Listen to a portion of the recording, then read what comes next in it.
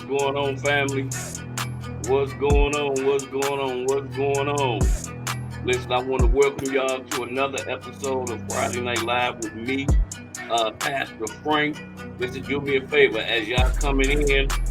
As y'all coming in, go ahead and say what's up in the chat. Let me know that you watching with me. Let me know that we live. That you on live with me. I don't know about y'all, but I'm excited. As always, what's going on, Red?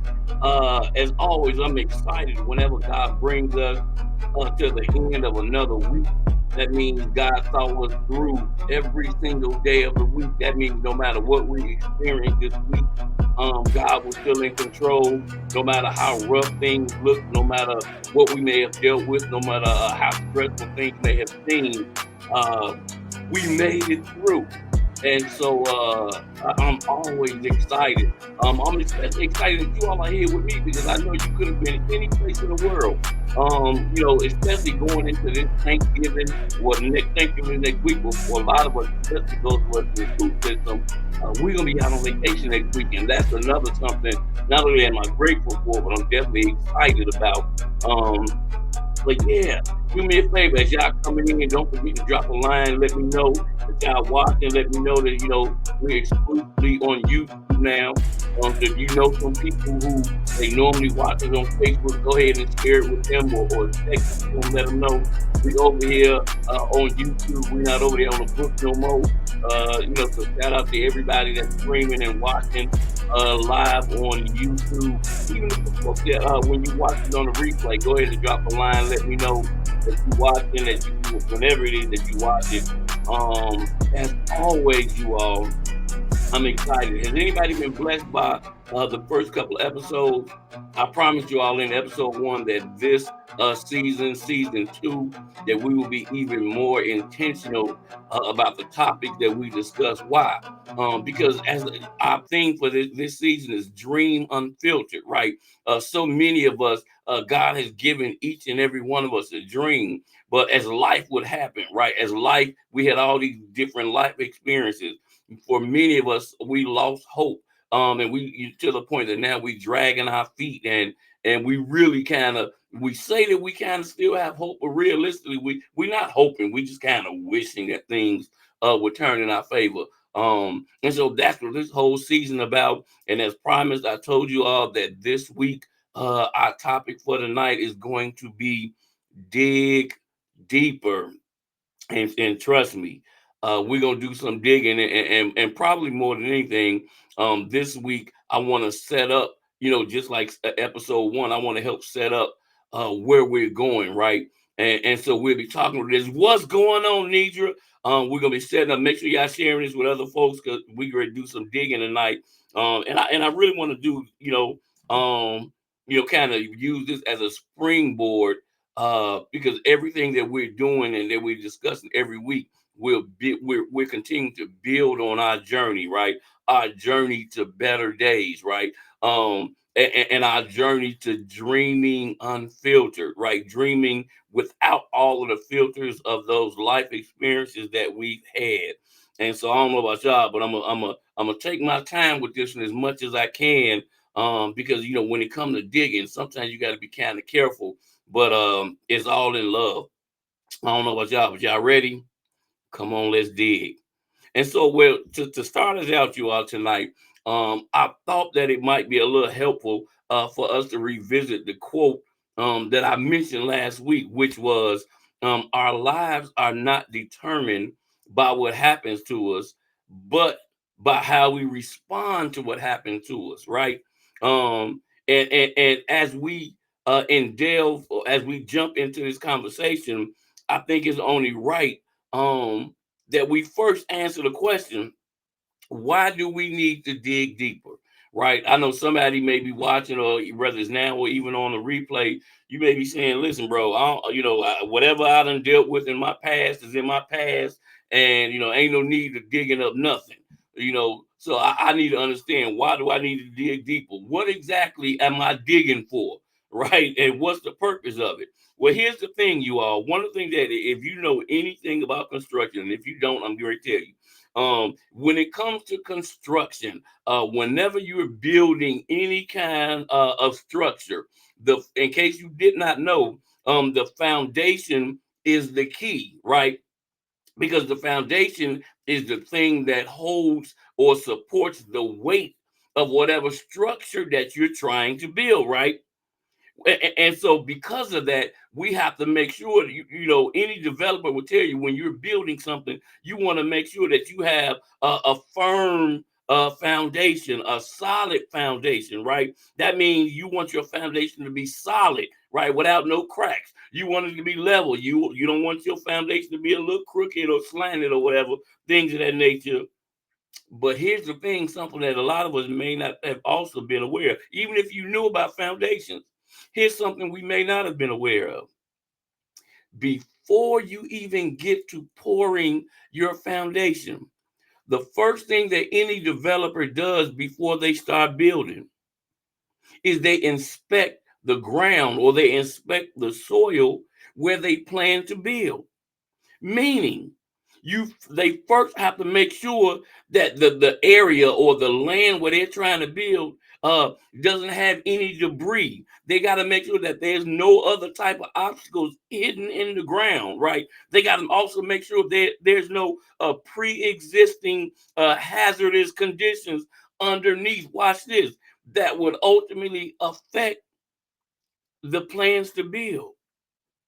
And this is important even for us, you all, because depending on what lies beneath, just like with any developer trying to build a building, whether it's a small house or whether it's a big old skyscraper, depending on what lies beneath the soil, right? Well, depending on what lies beneath the dirt that you see on top, depending on what lies beneath the grass that you see on top, or the trees, or whatever it is, depending on what lies beneath, can, watch this, either delay or deter the building process. And just as a side note, I want to just throw this out there because it's something that I found out over time, that also, depending on the size of what you're trying to build, meaning if you're trying to build a big old skyscraper, some of us, we desire to dream big. The dream that God gave us, we serve a big God, and a big God gives us big dreams. But here's the thing: the bigger the structure you're trying to build, the deeper you have to dig. You ain't got to say nothing. I can hear it right there. And here's the thing, you all.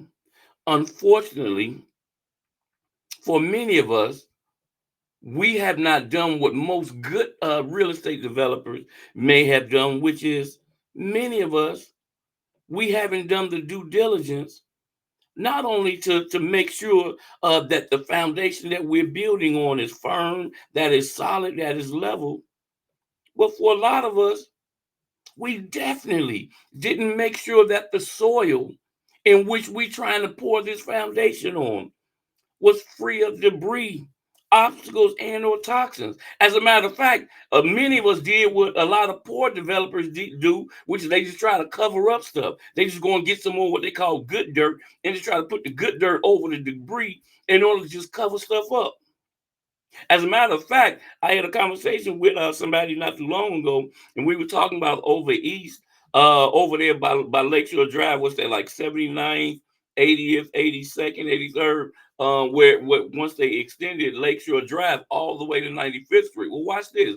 The reason that the city extended Lakeshore Drive all the way to 95th Street is because a developer was planning to come in. Some of y'all may not know, but they were intending to build a Mariano's over there on Lakeshore Drive. Yeah. Some of y'all may have known, some of you may not have known. But that was the actual reason, right? The city said, well, we're going to get the streets and things together because this real estate developer, is looking they want to build on this particular land. And so we want to make it easy for them. And so we're going to extend the street so, in preparation for when they come in. But here's what ended up happening. The owners of Mariano's, the developers that they hired, they came in and they did an investigation. And when they checked out the soil, They found out that the soil in which that they wanted to build over there on Lakeshore Drive, that it was so contaminated that the cost, watch this, the cost to not only clear it, but to clear it and prepare it for them to even build, they said, you know what? It's just not worth it.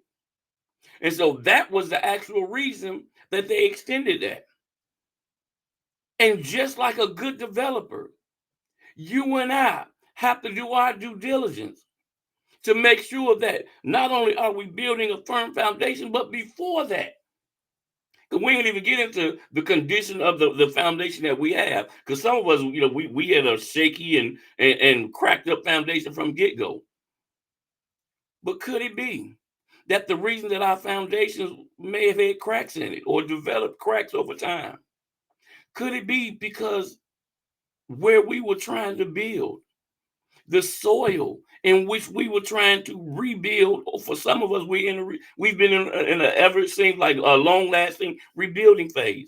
Could it be that again, what lies beneath, what lies in that soil has been contaminated? What's up, Nicole? Well, here's the question that I know some of y'all might be asking. How does what I was just talking about, how does all of that connect to the quote that I started out with, which is life is not determined by what happened to us, rather by how we react to it? Well, I'm glad you asked. Nicole, I heard you. I heard you asking. Nidra, I heard you asking. In case y'all don't know, my brother Sean, Pastor Sean Marshall, who I had him on last season 1. As a matter of fact, he was on episode 11. We were talking about transition decisions. And guess what? If you haven't got his book, I suggest you still pick up his book in case y'all can see it. Transition Decisions. It's still available on Amazon. I encourage you to go and get it if you have not got it, if you have not read it. But the reason that I mention him, because he has another quote. My brother has a quote, and he says the way that he says it, and digging deeper into that initial quote, he says it like this: we are not shaped by our experiences, we're shaped by what we actually think about what we experience. And all he's simply doing is explaining the fact that how we react, you all, to whatever happened to us in our lives, over whatever our experiences may be, how we reacted to whatever happened to us was directly related to what we thought about what happened to us. Which is why you can have people that may have had the same exact experience, but they turn out or they handle things completely different. I'm gonna give a couple examples. Let's say you got two brothers that grew up in a household where their father, their uncle, they grandfather, whoever, everybody they know was a Rolling Stone, or they was a chauvinist, right? And they treated women like crap. But then you have one brother who grows up and he ends up emulating everything that he's seen from the other men. But then you can have the other brother who grows up and he's nothing like them. He's a complete gentleman, right? That would be an example of it wasn't necessarily what happened to them because they both saw and witnessed the same things. But what's up, TT? But based on what they thought about what they saw, determined the choices that they ended up making in their lives, right?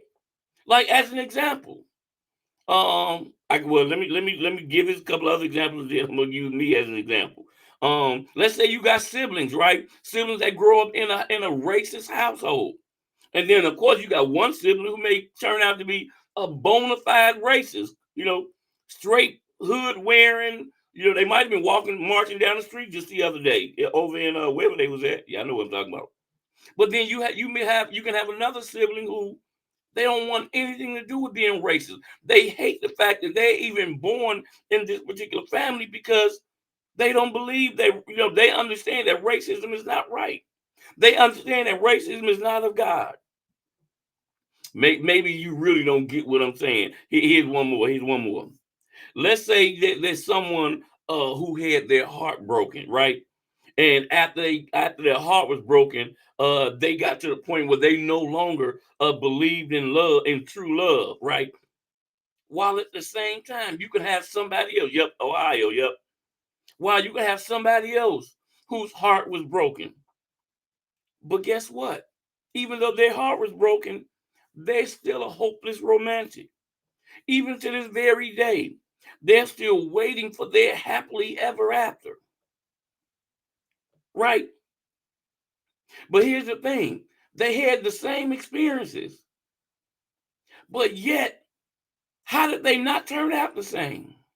That's because it wasn't about exactly what happened to them, it was more so about what they thought about what happened to them. Because whatever our thoughts were or are about what happened to us over our lifetime, watch this. Those thoughts then shaped how we dealt with anything and everything else in our lives, especially if it was something that we thought might have resembled any a similar situation. But the truth is, you all, until we do the work of digging up what lies beneath, nothing that we build will be able to stand. I'm circling back around using me as an example. Some of you all know, a lot of you all may not know. I'm divorced. Not recently, I've been divorced for a long time now. Long, long time. Long, long time. Uh, but here's the thing. I remember at the point when after going through my divorce, there came a point in time where I wanted, and I still desire to get remarried. But I remember early on, even as I was getting back out in the dating world, right? And I ain't even addressed the whole dating pool and all that. That's a whole nother conversation. But just the thought of having to open myself back up to someone, right? I felt like, you know what? And I remember literally saying to myself, as much as I may find somebody else and I'll love them, I'm never gonna love them the same way. Because and the reason that I said that to myself was because of the hurt that I was feeling, right? As much as I love God and all of those types, and I mean I love God with all my heart. But at the end of the day, when I remember saying to myself, as much as I mean, I believe that God is gonna send me, I'm gonna find someone else, and when I find them, I'm gonna love them. But I had already decided I was going to love them up to a certain point. And that point was going to be whatever I deemed comfortable enough so that I wouldn't get hurt again. And then I remember one day in prayer, as I'm constantly praying and seeking God and saying, God, reveal yourself to me and show me what you desire for my life, and I want what's best. What you want for me is what I want for me, I'm doing all this super spiritually deep stuff. And I remember God saying to me one day, He said, "How is that? How would if you're already deciding before I send you someone? How is it fair to them if you're already deciding you're only going to love them up to a certain point?" And then the more I began to, because I ain't gonna lie, when I first heard it, I ain't like that comment. I'm like, what you mean? Like, I've been hurt before. We ain't gonna let that happen again. But the more that I began to pray and just kind of spend time with God, the more He began to show me. You not only is it not fair to whomever I may have crossed your path, that's also not love. And when I dug a little bit deeper, key word, I had to dig a little bit deeper because I'm like, what you mean it's not love? I'm saying I'm gonna love them. I'm saying I'm gonna do all of the things that the Bible says a husband is supposed to do. I'm just gonna make sure that I protect myself. And God said, love is patient, love is kind, love is long suffering. And that kept replaying in my head. Long suffering, meaning if you truly love someone else, the only way to love someone with your whole heart means you're going to open yourself up to the possibility that you may get hurt again. You're right, Nisha. I was all up in my feelings. I was mad. I'm like, what you mean? I'm saying I'm a lover, I just don't want to get hurt no more. But then but Nisha, watch this. Let me show you how God turned it around on me.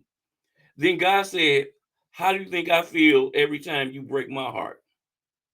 But yet you then turn around and want me to forgive you. And you still want my love. He said, remember, if you're called to love like me, you break my heart all the time. Which means anybody that you love, you have to be open to. Now, I'm not saying that you just want them to break your heart and you just want them to hurt you. But watch this. If you really love them, you have to be willing to open yourself up to the point that you very well may be hurt. What's the point that I'm making? We gotta dig a little bit deeper. Whew. Yeah, I'm telling you, Nisha, that was a tough pill for me to swallow. But here's the thing. I know it may sound a bit harsh, everything that I'm saying, but here's the thing. I have to speak truth because the reality is for many of us, I'm just being honest, no shade, because I'm included. For many of us, we're simply too old to continue to have to keep rebuilding. Now, I'm not saying don't give up. I'm not saying don't rebuild. I'm not saying don't do what you need to do, but I'm just being honest. For some of us, time is running out.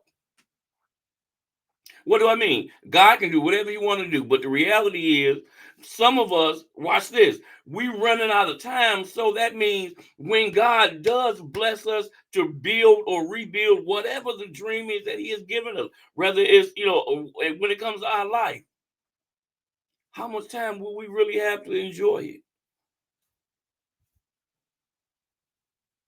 And so I have to speak truth to us, you all, because so many of us have wasted so much time because our dreams have been filtered by our life experiences. And the thing is, here's the thing. I know that a lot of us have more traumatic experiences, more than we do have positive ones. Things that we tried to forget or attempted to bury or cover up because we either didn't know what to do, or for some of us, if not most of us, we were simply afraid or embarrassed or ashamed by whatever it was that happened to us, by whatever it was that we experienced. And so we just try to just kind of move on.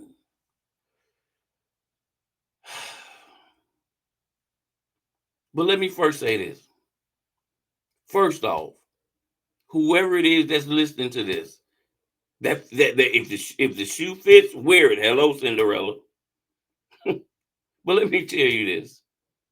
You are not alone. Because the reality is, life has whooped on all of us at some point in time or another. Some of us may have had similar experiences. Some of us have had different experiences. Nonetheless, a lot of us got our tails whooped.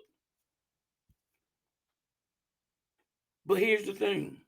Well, let me go back because there may be another group of people that's looking and they like, well, that ain't me. Life has been good for me. Keep living. Keep living.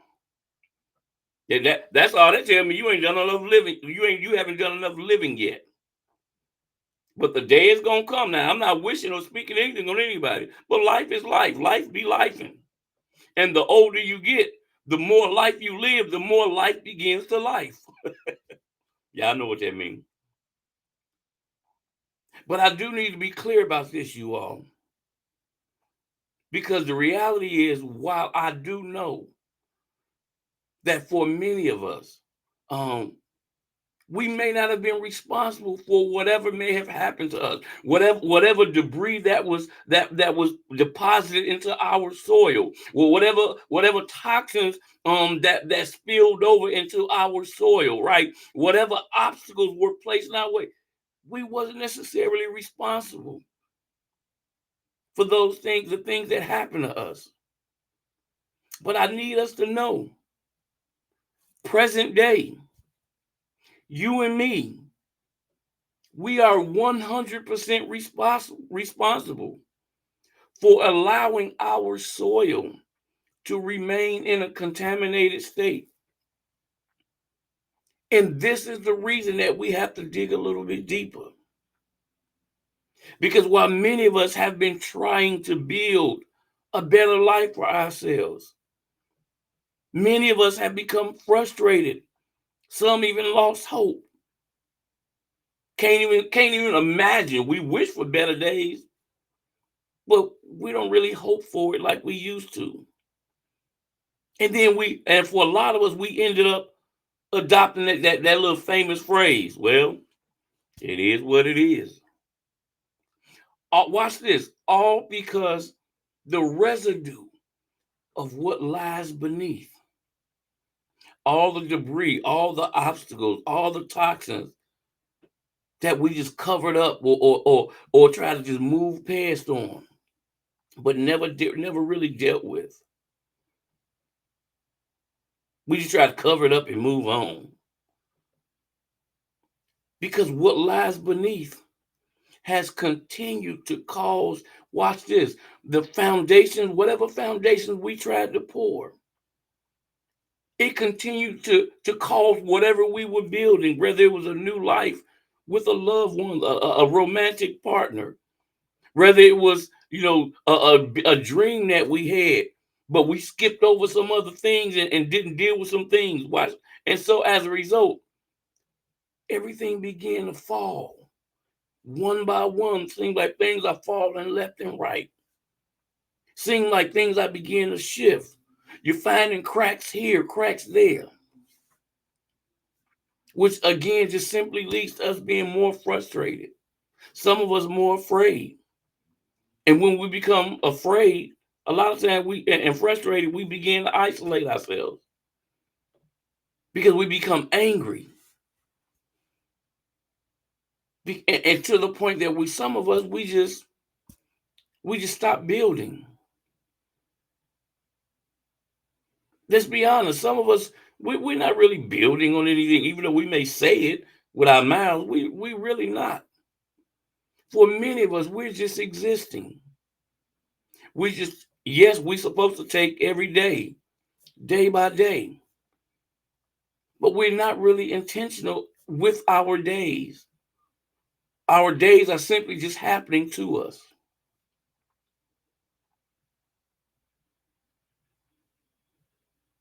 So here's the thing. This weekend, we got some homework, y'all. This weekend, I want to encourage you to take some time to reflect on 3 questions,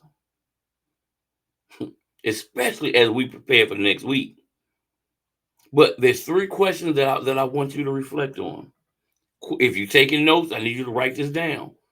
Question number 1: what have I buried or covered up or not dealt with? Watch this. That keeps contaminating my life. Let's be honest.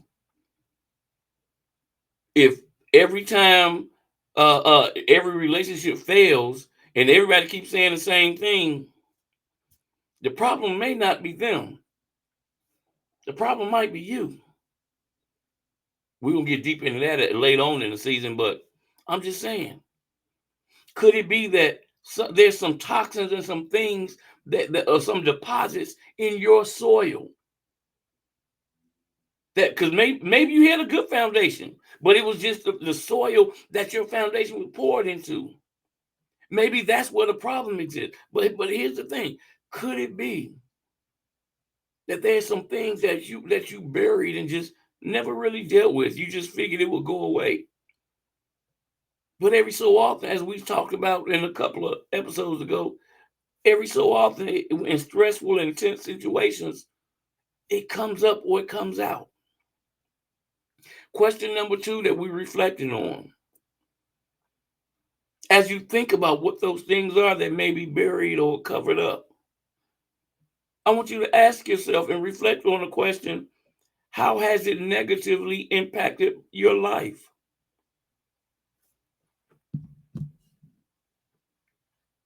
Good question. How has it negatively impacted your life? And third, and this is probably the most important question. And again, this is not a question for you to tell me. These are questions for you to reflect on as we're on this journey to better days. The third question is, am I willing to do the work to develop a healthier foundation? The reason that that's a tough one because I got to be honest. If you ain't willing to do what did I say earlier? Most developers, when they have the survey of the land done, depending on what comes back, they then make a decision as to whether or not they're willing to pay the cost to continue building. Only you know what it is, whatever dream that God has given you.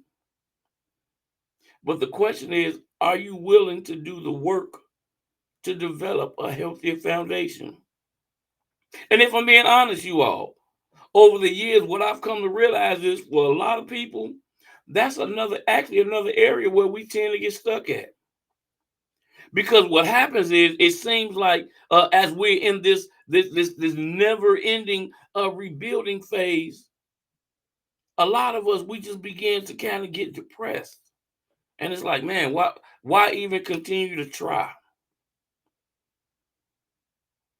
But I think you all, for a lot of people, what I realize also is that they feel like by acknowledging or accepting what may have happened, a lot of people feel like if I accept it, then maybe that means I'm condoning it, right? Maybe it means that I'm saying that whatever happened was okay. But I came to tell you that's not the case. Here's the thing. The reason that we first have to learn how to accept whatever happened to us, the reason we have to be able to accept whatever we experience is because God, watch this, God has to be our foundation. And watch this. And whenever we engage with God, we have to engage with Him in spirit and truth. And for a lot of us, especially those of us who've been in church, when we engage with God, a lot of us we've become accustomed to wearing, watch this, the mask that we put on when we get around other people, like everything is okay. But here's the thing. If you want your soil, if you want your land, you want your ground to be healed by God, you got to first be able to accept it and reveal the truth of what is. Because God won't heal whatever it is that you won't reveal. Let me say that again. God will not heal what you're not willing to reveal. For many of us, we know we're broken, and we know the areas that we're broken in. But it's hard for us to really accept it. But guess what? I don't know about y'all, but I need God to heal all of the spaces in me that are contaminated with toxins. I need God to move any obstacles that I can't move on my own.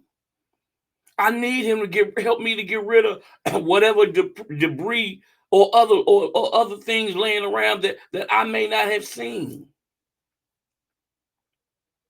I need Him to help me to get rid of anything that would hinder me from building the life that He has for me. There's a scripture I want to leave with you all as we go into this weekend. It's Joshua chapter 3. Actually, it's a couple of scriptures. I'm going to read it. It's Joshua chapter 3, verses 1 through 4. I'm reading the New Living Translation. It says, early in the morning, Joshua rose and set out from Shittim with all the Israelites, and they came to Jordan. They camped there before crossing over.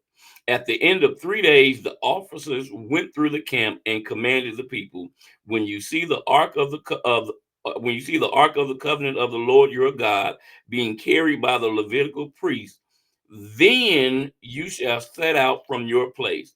Watch this. This is the key part.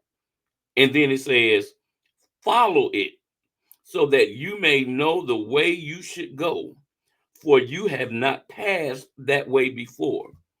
The reason that I reference that, you all, is because the reality is, for all of us,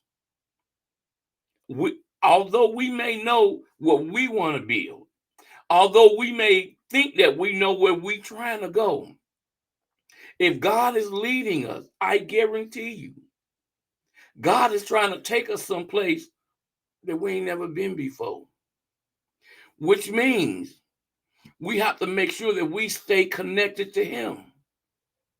But remember, when we engage with Him, we have to engage with Him in spirit and in truth. And to get to that truth, we got to dig a little deeper. Y'all with me? Well, listen, that's all I got for y'all on tonight. I know I went a little bit longer than normal, but I told y'all to bear with me because we was gonna try to, I was gonna try to be a little, do a little digging. But again, that's all I got for y'all on tonight. As always, I appreciate you all for tuning in, and I hope to see you next Friday night live as we continue our journey to better days, and we're gonna be discussing something that we all have: scars. Woo! Ouch. Scars. Well, until next week, remember, dreams plant the seeds for the future, and your future is bright. Listen, love y'all. Peace and love.